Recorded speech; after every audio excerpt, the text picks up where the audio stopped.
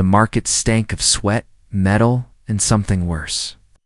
It was the last day of the slave auction, and most of the cages were already empty. Only one cage remained, hidden behind the loading crates. Inside it, a small alien girl sat curled up. Covered in thick, dry filth from head to toe, her skin was hidden under blackened layers of dust. Oil and old blood. No one wanted to go near her, not even the slavers. She's diseased. One trader muttered, shaking his head. Not worth a single credit. Another spat. Leave her there to rot. What? But Daniel didn't move. He stood still, staring at the girl behind the bars. Something about her eyes, glowing faintly beneath the dirt, kept pulling him in. She didn't cry, didn't beg. She just looked at him, silent, like she was waiting for something. Sir, the slaver said, noticing Daniel's gaze. You don't want that one. Trust me. What's her name? Daniel asked quietly. She doesn't talk, the man said. Annoyed, doesn't eat, doesn't respond, just stares all day, probably broken. Is she registered? She was, the slaver sighed, but her ID chip was fried. We couldn't scan her, couldn't sell her. She's garbage now. Daniel looked back at her. He'd seen soldiers look like that after war, empty, waiting to die, but something told him this girl was not empty. She was hiding something. I'll take her, he said. The slaver blinked. You what? I'll take her. How much? Man, you're nuts, the slaver muttered. She's yours. Just sign the form and get her out of here. Daniel signed the paper and walked to the cage. The girl flinched as he approached, her body shaking slightly. He didn't reach for her. He just opened the cage door and stepped back. Letting her choose, she didn't move. She looked up at him again. Those glowing eyes filled with fear and something else, hope. Maybe slowly she crawled out, not on her feet, but on all fours like an animal. Her bare feet and hands left black marks on the concrete as she followed him. People in the market turned away. A few whispered, some laughed. Humans and their weird rescues. One alien trader scoffed. Watch her kill him in his sleep. Another smirked. Daniel ignored them. He guided her to his transport vehicle. She didn't speak, didn't resist. She just sat there silently, staring at the floor with wide eyes. Back at his apartment, he didn't talk much either. Prepared a warm shower, found a clean towel, and brought out a soft blanket. Then he gently pointed to the bathroom. She stepped inside slowly, unsure. The door closed and Daniel waited. Minutes passed. Then he heard water hitting the tiles. At first slow, cautious splashes. Then a louder sound, scrubbing heavy, desperate scrubbing, like someone trying to erase themselves. Waited and waited finally. After almost 20 minutes, the door creaked open. She stood there, wrapped in the towel, still dripping. Her thin body shaking slightly. Her skin, now visible, was a pale, silver color, with faint blue veins running across her arms, and on her neck, barely visible. Before was something strange. Faint glowing lines like old tattoos circling her collarbone and fading into her back. Daniel froze. Those weren't just scars or birthmarks. They looked like alien glyphs, ancient and forbidden. He had seen symbols like that once. Deep in a restricted science report linked to an extinct race believed to be wiped out centuries ago. What are you? He whispered under his breath. She didn't answer. She just looked at him with wide, shining eyes and took a single step forward, then another. Then she sat down on the floor next to his couch and curled up, pulling the blanket tightly around. Herself, still no words, but she was calmer now, less afraid. Daniel didn't sleep that night, not because he was scared, but because his mind was racing. What had he brought into his home? Was she dangerous? Or was she in more danger than anyone realized? As the city lights blinked outside the window, the girl slept, her breath slow and even. Daniel sat nearby, watching her closely. Something deep inside told him this wasn't just an act of kindness. This was the beginning of something much bigger, and he wasn't ready for it. Asterisk steam rose from the bathroom like fog on a winter morning. Oh. Daniel stood outside the door, listening to the sound of water running. He had no idea what to expect when she came out. He only knew that the girl who had entered was not what she seemed. Not just dirty, not just broken. Something else hid under that filth, something powerful. Minutes passed, maybe more. Then the door slowly creaked open. She stepped out, barefoot, a towel wrapped around her body. Still dripping, the grime was gone, washed away. And what stood before him didn't look like a slave girl anymore. She looked otherworldly. Her skin was smooth and pale with a soft silver tone. Strange blue lines shimmered faintly beneath the surface like glowing rivers under her flesh. Not scars, not wounds, living energy. Daniel stared, not out of desire but awe. She didn't flinch now, didn't tremble like before. Something had changed. The warmth of the shower hadn't just cleaned her body, had unlocked something deep inside her. She met his eyes for the first time without looking away, and for a split second, Daniel felt something strange, like she was inside his mind, not reading his thoughts, but feeling them. Then it was gone. He stepped aside and pointed toward the couch. "You can sit," he said softly. She looked at the soft cushions, unsure, then slowly walked over and sat, legs tucked beneath her, still silent, but alert. She studied the room like she had never seen anything like it before. Like even the smallest things, a glass of water, a blanket, were foreign, maybe even sacred. Daniel grabbed a scanner from his desk. He didn't want to scare her, so he knelt nearby and showed her the device first. "It's okay," he said. "This just checks your health." She tilted her head, curious, but didn't resist. The scanner beeped softly as it passed over her. Pulse, temperature, neural activity all normal, maybe even enhanced. Then the alert flashed, unknown. Genetic structure detected. Daniel's heart skipped a beat. The scanner couldn't even classify her DNA. She wasn't just from a rare species. She might be the last of her kind. "What are you?" he whispered, staring at the results. She said nothing, only watched him with those glowing eyes. But there was something different in her now. Not fear, trust. Maybe he didn't know what to say. He sat down across from her, unsure what to do. Next, there were thousands of questions in his mind. Where was she from? Why was she enslaved? Why was she alone? But one thought kept rising louder than the rest. Why hadn't anyone else seen what he saw? Before he could speak again, her body trembled.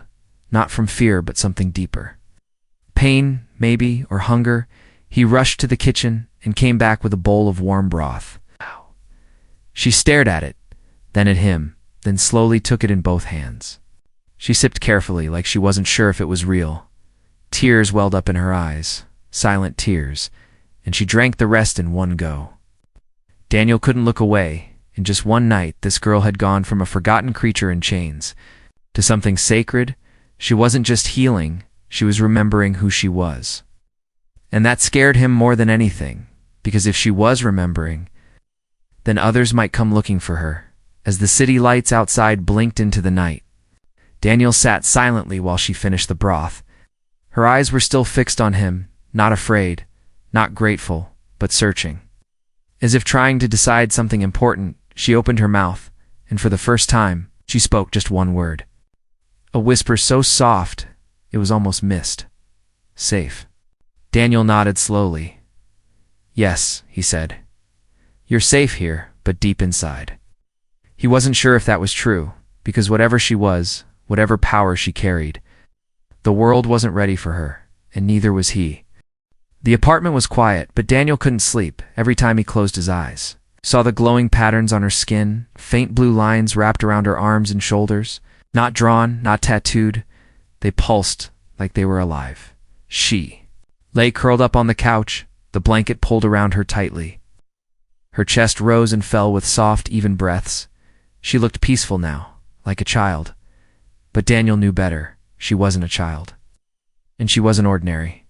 He grabbed his old research tablet from the shelf. He hadn't used it in years, not since the war ended.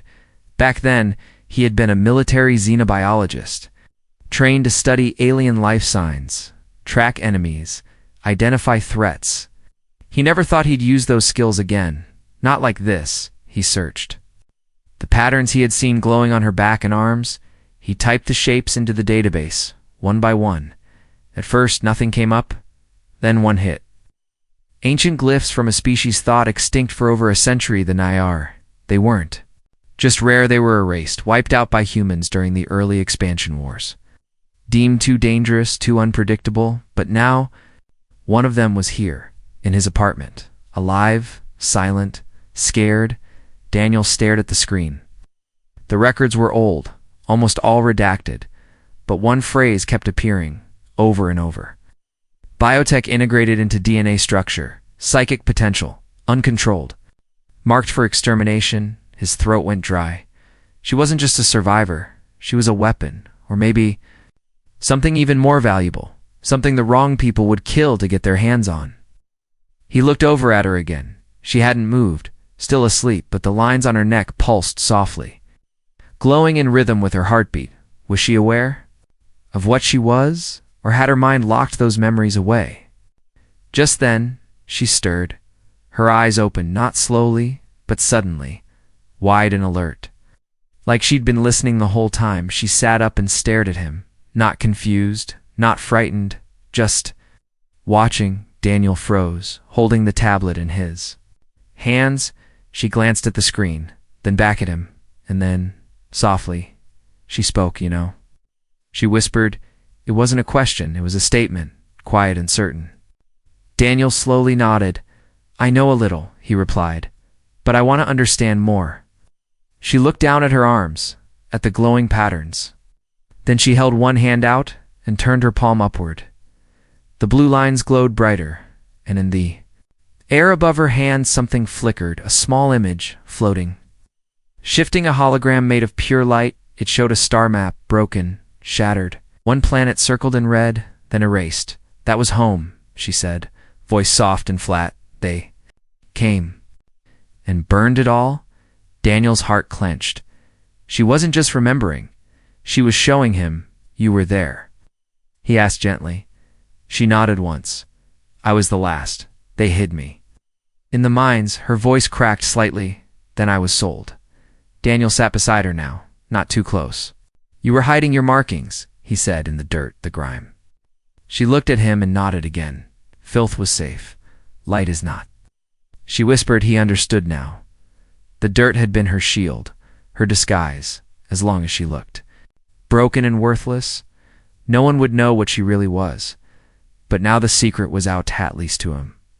What's your name? Daniel asked softly. She blinked, as if confused. Then after a pause, she said, Karina. A name from a forgotten world, a name that could get both of them killed. He stood up, pacing slowly, mind racing. If she truly was Nyari, someone would be tracking her. There were still weapons programs, hidden labs, black market buyers who would pay entire fortunes for her blood alone. You need to hide again, he said, turning to her. She shook her head slowly. No more. Hiding, she said, voice firmer now. Too long. In darkness, Daniel looked at her, at the fire growing in her eyes. She was tired of running, tired of being treated like trash, and now she had a choice, but so did he. Either turn her in or protect her, and that choice could change everything. Asterisk the next morning, everything felt wrong. The air was too still, too quiet. Even the city's usual noise, hover cars, vendor calls, drone buzz, was strangely muted. Daniel stood by the window, watching the street below. Something in his gut told him they had been found. Karina sat near the window, wrapped in a soft blanket, eyes half closed. She hadn't said much since she showed him the star map, but her presence had changed. She was no longer hiding. She was waiting. Daniel checked his security feed again. Nothing yet, no messages, no alerts. But he knew the scan he ran on her 2 nights ago had bounced off the public net. Even if only for a second, it was enough. Someone out there had noticed the genetic signature, and now they were coming. He turned to her. Karina, he said softly, if they find you here, they won't just take you, they'll erase you. She didn't respond, just looked at him. Calm, silent, as if she already knew, as if she had. Seen it all before? I can get you out, Daniel continued. There's a freight port 3 zones away. We can slip you onto a supply ship. Disappear, Karina slowly shook her head. They will find me again. She whispered, no matter where I go. Daniel clenched his jaw. She was right. Whoever was after her had deep-reach military, maybe worse, but he couldn't just Leave her here to be taken? Not after everything? Then... His wrist communicator buzzed. A silent message flashed across the screen. Unknown vehicle entered block. Blackout protocol initiated. His blood turned cold. He rushed to the security. Monitor for black transport units. Unmarked, had stopped 2 blocks away. Men in gray uniforms stepped out, scanning doorways. Moving with precision, not police, not bounty hunters. These were extraction teams. Silent. Fast. Deadly. They're here, Daniel whispered. Karina stood now, the blanket sliding off her shoulders, her glowing markings flickered slightly. Responding to something in the air, they smelled the light. She said softly, "They always do." Daniel grabbed a small duffel from under the couch, emergency supplies, forged ID tags, a pulse pistol. He tossed a jacket to her, then pulled her toward the back door. They moved through narrow stairwells and maintenance tunnels. Every step echoed in Daniel's ears. The whole time Karina didn't speak. But she moved fast, like she had done this before. When they reached the lower alley, a strange sound filled the air, a sharp ping, almost like static cutting through silence. Karina stopped cold. Daniel turned and saw them. 3 figures at the alley's end, faces covered, weapons drawn. But not plasma rifles, neural silencers, designed to shut down alien brains with one strike. These weren't just catchers, they were erasers. Karina stepped in front of Daniel before he could react, her hands raised, glowing symbols racing. Down her arms like fire, Daniel reached for his weapon but stopped. The air changed. The shadows bent, and in a flash, Karina released something unseen. The alley lights shattered, sparks exploded. The hunters dropped to their knees. Clutching their heads in silent pain, their weapons melted into smoke. Daniel stared, stunned. Karina didn't move, her eyes glowing bright blue. Her skin lit from within, then the light faded, and she collapsed into his arms, trembling, drained. "What did you do?" He whispered. She looked up at him weakly. "They taught us to die quietly," she said, "but I remembered how to scream." He carried her back through the tunnels, his mind spinning. This wasn't just about hiding her anymore. She wasn't a lost girl. She was a signal, a spark, a warning to those who tried to erase her kind. Now they would come harder, faster, stronger. And Daniel knew the truth. He couldn't run anymore. Not from them, not from this. He would protect her even if it meant facing the entire system alone. The warehouse was cold, quiet, and half flooded with moonlight. Daniel had dragged Karina there after the ambush. She was still weak, her skin pale and flickering with faint blue pulses. He laid her gently on a pile of old blankets, his hands trembling, not from fear, but from something else, something like guilt. She had saved his life, and maybe ended a few in the process. For hours, she didn't move. She slept like stone, like she hadn't rested in years. Daniel sat nearby, eyes fixed on the door, pistol in his lap. Every sound outside made his heart jump. Boots, drones, whispers, or worse, silence. He didn't know what to do. He didn't know what she was. Not really. But one thing was clear. Now she wasn't just a runaway. She was a living weapon with scars older than the war. As morning light crept in through broken glass, she stirred. Her fingers moved first. Then her eyes opened, tired but clear. Daniel leaned forward. "Karina, are you okay?" She looked at him for a long moment, then nodded slowly. But there was something different in her gaze. No fear, no confusion, just calm, like a storm had passed inside her. "I remember now," she said, her voice quiet but steady. Daniel's breath caught. Those were the first full words she had spoken since she arrived. And they carried weight, heavy, ancient weight. "What do you remember?" he asked, barely above a whisper. She sat up slowly, her hand brushing the edge of the blanket. "My mother," she said, pausing. "She wasn't a fighter, but she hid me. Deep underground, I was asleep for years. They told me to wait until it was safe." Tears welled in her eyes, glowing slightly, but it was never safe. Daniel listened in silence, letting her speak at her pace. She was unlocking memories like broken doors. "One at a time, they hunted us," she continued. Not for war, but for what we carried, our light, our code. It was not just language, it was life. She touched the glowing symbols on her arm. These are not marks, she whispered. They are songs, written in flesh, a gift from the stars. From before time, and now I am the last. Singer Daniel felt his heart twist. He wasn't a man of faith or myth, but something in her voice felt true, deeply, powerfully true. They will keep coming, Karina said, looking at him now. They want to silence me, to erase the memory, not just the body. Daniel took a breath. Trying to steady himself, he had signed up to help a lost girl. Now, he was protecting the last living vessel of an entire culture, and he had no backup, no plan, no safe place left. You don't have to run anymore, he said firmly. She shook her head. No, she replied. I have to speak louder. That's when Daniel knew this wasn't just about survival, it was about resistance. It's not through weapons or war, but through truth, through voice. Then I'll help you, he said. Whatever it takes. Karina blinked, and for the first time, a real smile touched her lips. Small, fragile, but real. You're strange, she said.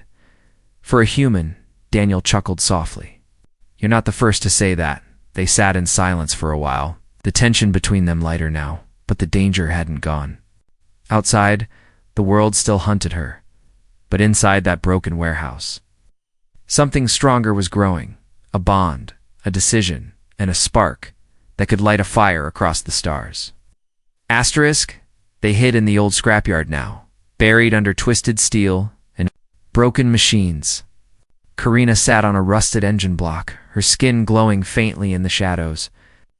Daniel leaned against a beam nearby, still trying to process everything she had said.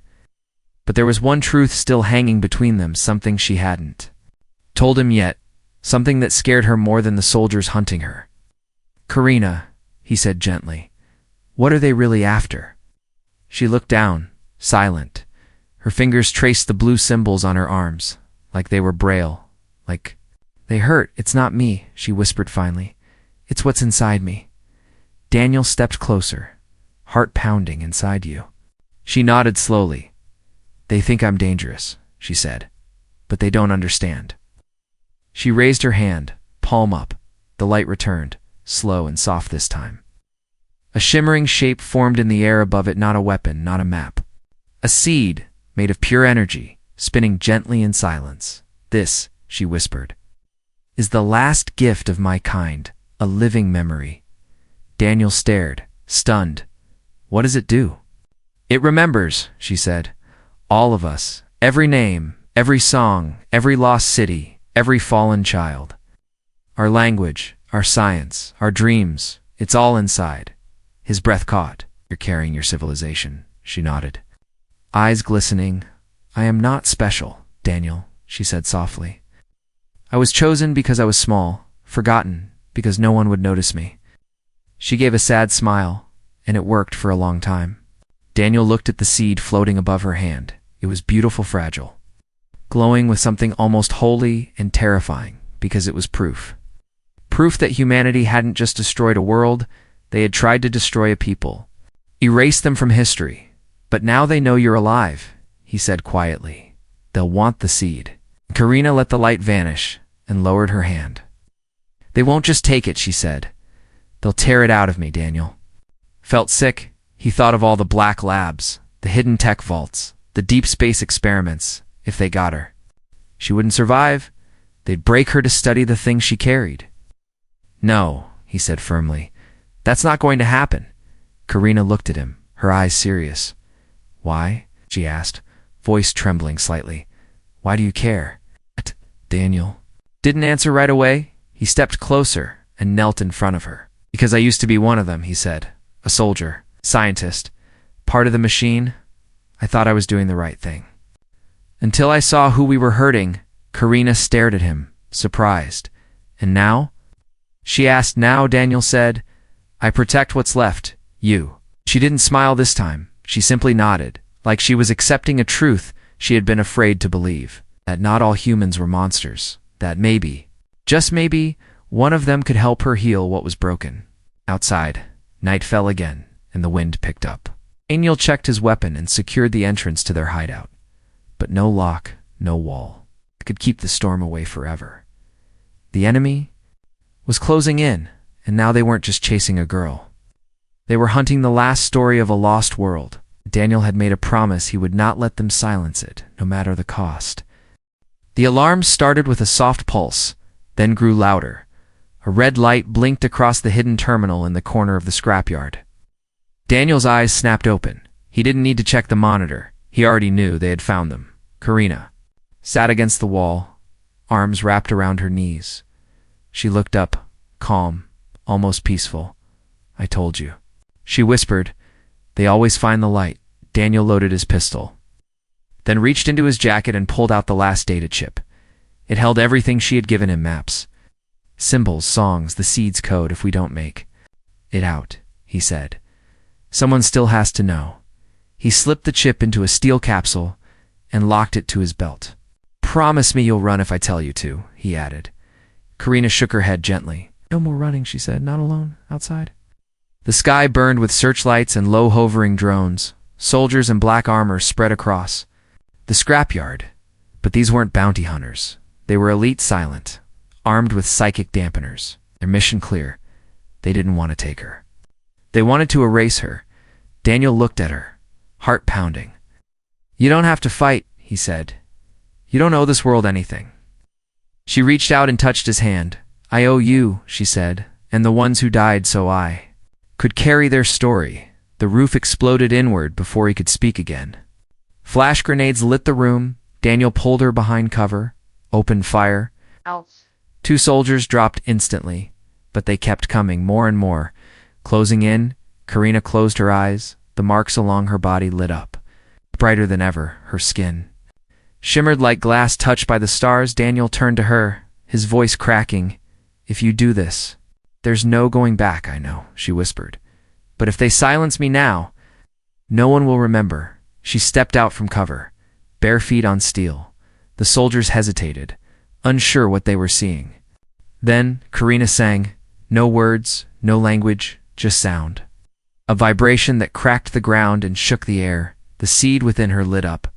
Rising from her chest like a sun, the soldiers screamed, falling back, their weapons useless, the machines shorted out. Drones dropped from the sky like broken birds. Everything stood still. Then, light burst outward from Karina in a wave of blue and silver. The soldiers vanished into smoke. Only silence remained. Daniel crawled to her side. She had collapsed, her body flickering like dying starlight. He lifted her into his arms. "Karina," he whispered, "stay with me." She looked up at him, barely breathing. "I am part of the stars now," she said faintly. "But you carry the voice?" "No," Daniel choked, tears falling. "We carry it together," she smiled, a real smile this time. And then her body turned into pure light, not dead, transcended. The seed floated before him, glowing gently. Daniel took it, held it close, the memory of a lost race. Now, in his hands, days later, a ship launched from a hidden pad in the scrapyard. 1 man on board, 1 mission, to tell the galaxy a story they tried to erase. To speak the name of a girl no one wanted to touch, a girl who sang with starlight, and lit the fire of truth in the heart of a human. He had nothing left, no army, no backup, no home. But he had her voice, and that was enough.